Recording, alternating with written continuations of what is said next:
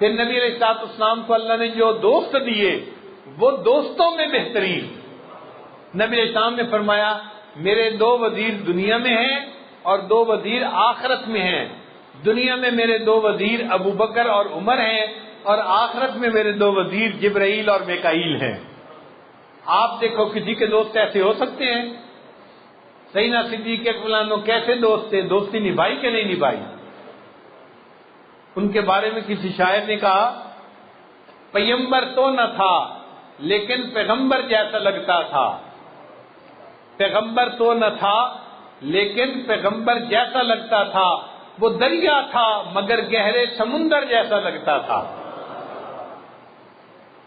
اور حضرت عمر رضی اللہ تعالیٰ عنہ تو اسلام کی شان و شوکت بڑھانے والے،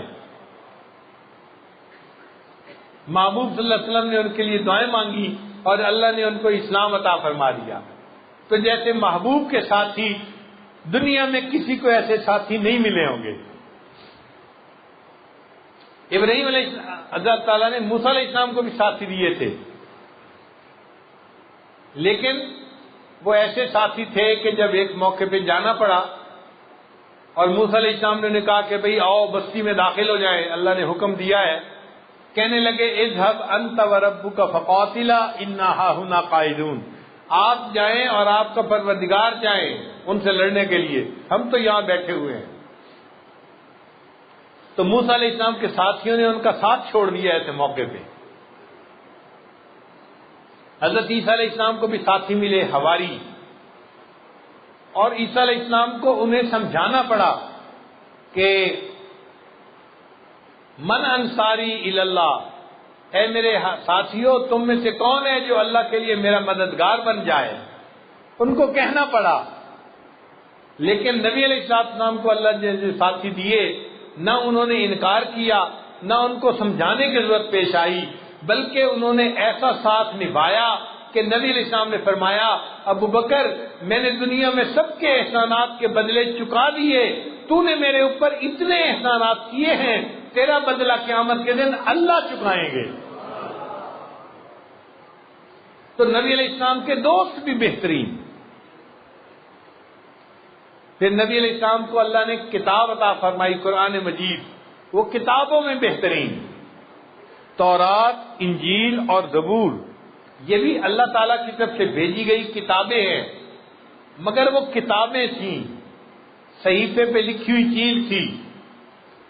اس کی مثال اس طرح سمجھیں، ایک ہوتا ہے میسج، وہ لفظوں میں لکھا ہوا آ جاتا ہے، ایک ہوتا ہے وائس میسج کہ آواز آتی ہے کسی کی۔ وائس میسج ہمیشہ عام میسج سے زیادہ اعلیٰ ہوتا ہے۔ تو جو پہلی کتابیں تھیں وہ ریٹن میسیجز تھے اللہ کی طرف سے جو آئے تھے انبیاء کے اوپر، اور جو قرآن مجید ہے یہ کلام اللہ ہے۔ یہ کیا ہے؟ کلام اللہ ہے، کتاب اللہ بھی ہے، کلام اللہ بھی ہے۔ اس لیے اللہ کے کلام ہونے کی نسبت کی وجہ سے اس کتاب کو باقی کتابوں پر فضیلت حاصل ہے۔ نبی علیہ السلام نے فرمایا تبرک بالقرآن فإنہ کلام اللہ، قرآن سے برکت حاصل کرو، یہ اللہ کا کلام ہے۔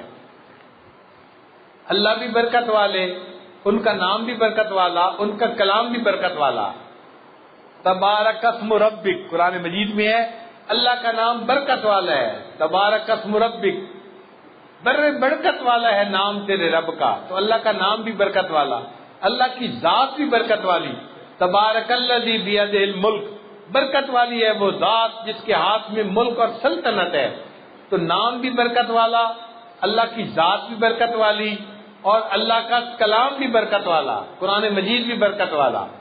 تو دیکھیں برکتیں ہی برکتیں، اور اللہ کا قرآن اللہ نے اپنے حبیب صلی اللہ علیہ وسلم کو عطا کیا، تو کتابوں میں سے بہترین کتاب اللہ نے اپنے حبیب صلی اللہ علیہ وسلم کو عطا فرمائی۔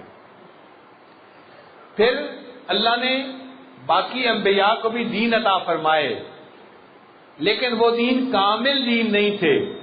اللہ نے اپنے حبیب صلی اللہ علیہ وسلم کو دین عطا فرمایا اور فرمایا وَأَتْمَمْتُ عَلَيْكُمْ نِعْمَتِي، اے میرے محبوب صلی اللہ علیہ وسلم میں نے آپ پر اپنی نعمت کو مکمل کر دیا، وَرَضِيتُ لَكُمُ الْإِسْلَامَ دِينًا، اور میں نے تمہارے لیے دین اسلام کو پسند کر لیا۔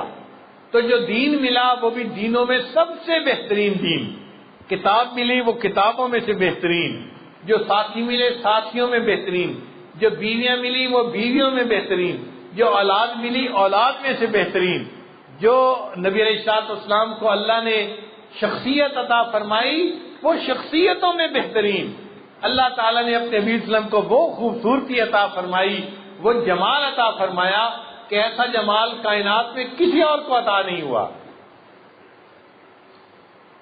نبی علیہ السلام نے ارشاد فرمایا میرے بھائی یوسف سبی تھے اور میں ملی ہوں۔ سبی کہتے ہیں گورا چٹا، بعض لوگوں کا رنگ بڑا گورا چٹا ہوتا ہے، ضروری نہیں ہوتا وہ خوبصورت بھی ہو، نقشنین بھی خوبصورت ہوں، نقشنین کی خوبصورتی الگ چیز ہے، رنگ کا سفید ہونا یہ الگ چیز ہے۔ نبی علیہ السلام نے فرمایا کہ میں ملی ہوں۔ ملی کا کیا مطلب؟ نمکین چہرہ۔ نمکین چہرہ کس کو کہتے ہیں؟ کہ جس کو بار بار دیکھنے کو دل کرے، بار بار دیکھنے کو دل کرے، دل ہی نہ بھرے جس سے۔ تو یوسف علیہ السلام کے حسن میں اور ہمارے آقا صلی اللہ علیہ وسلم کے حسن میں یہ فرق تھا کہ یوسف علیہ السلام سبھی تھے، ان کے اوپر کسی کی نظر ٹکتی نہیں تھی، اور میں کہ آقا صلی اللہ علیہ وسلم ملی تھے، ان پر جو نظر پڑ جاتی تھی نظر ان سے ہٹتی نہیں تھی۔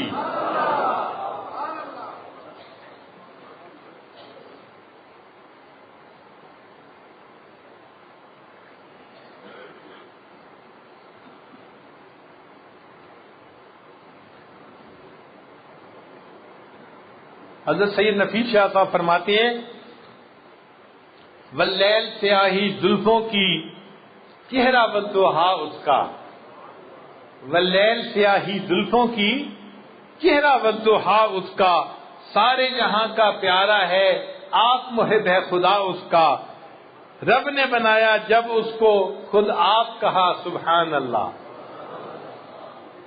میرے آقا صلی اللہ علیہ وسلم کو اللہ نے وہ حسن و جمال عطا فرمایا کہ اللہ نے بنایا تو ان کو دیکھ کے اللہ نے خود سبحان اللہ فرمایا۔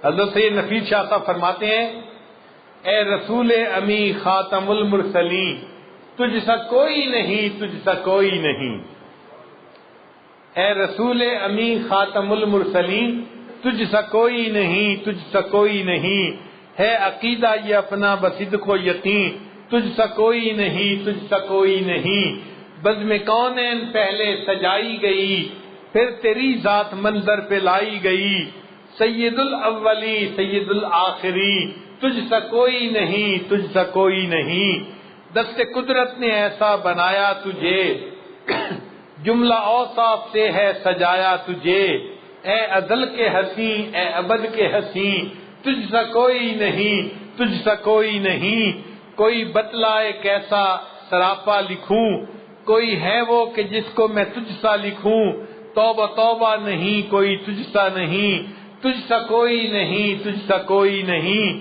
تیرا سکہ رواں کل جہاں میں ہوا، اس زمین میں ہوا آسماں میں ہوا، کیا عرب کیا عجم سب ہیں زیر نگیں، تجھ سا کوئی نہیں، تجھ سا کوئی نہیں۔ لہذا ہم یہ کہہ سکتے ہیں کہ اللہ رب العزت نے جیسے ہمارے پیارے آقا صلی اللہ علیہ وسلم کو بنایا ان جیسی ہستی کائنات میں کوئی نہیں ہے، ان کا کوئی اللہ کا وحدانیت میں ربوبیت میں کوئی شریک نہیں ہے، اور میرے آقا صلی اللہ علیہ وسلم کا محبوبیت میں کوئی شریک نہیں ہے۔ اللہ بھی وحدہ لا شریک ہیں، میرے آقا صلی اللہ علیہ وسلم بھی وحدہ لا شریک ہیں۔ کتنے خوش نصیب ہیں ہم، اللہ رب العزت نے ہمیں ایسے آقا صلی اللہ علیہ وسلم کی امت میں پیدا کیا۔ آج ہم ان کا کلمہ پڑھتے ہیں، ان کا نام لیتے ہیں، اور اپنے دلوں کو ان کے نام سے ہم آرام پہنچاتے ہیں۔ اللہ تعالی ہمیں ساری زندگی اپنے پیارے آقا صلی اللہ علیہ وسلم کی سچی محبت عطا فرمائے، اور قیامت کے دن اپنے آقا صلی اللہ علیہ وسلم کے قدموں میں اللہ رب العزت ہمیں کھڑا ہونے کی توفیق عطا فرمائے۔ جب موت کا وقت آئے اور ملک الموت آئے، ہمارے دماغوں کو ٹٹولے تو علم نبی سے بھرا ہوا پائے، ہمارے دلوں کو ٹٹولے تو عشق نبی سے بھرا ہوا پائے، ہمارے اعضاء کو ٹٹولے تو سنت نبی سے مزین پائے، اور ہم اس عشق نبی کو لے کے اپنے آقا صلی اللہ علیہ وسلم کے سامنے قیامت کے دن حاضر ہو جائیں۔ اللہ تعالی ہمیں اپنے حبیب صلی اللہ علیہ وسلم کی ایسی سچی محبت عطا فرمائے عجب چیز ہے عشق شاہ مدینہ، یہی تو ہے عشق حقیقی کا زینہ۔ عجب چیز ہے عشق شاہ مدینہ، یہی تو ہے عشق حقیقی کا زینہ۔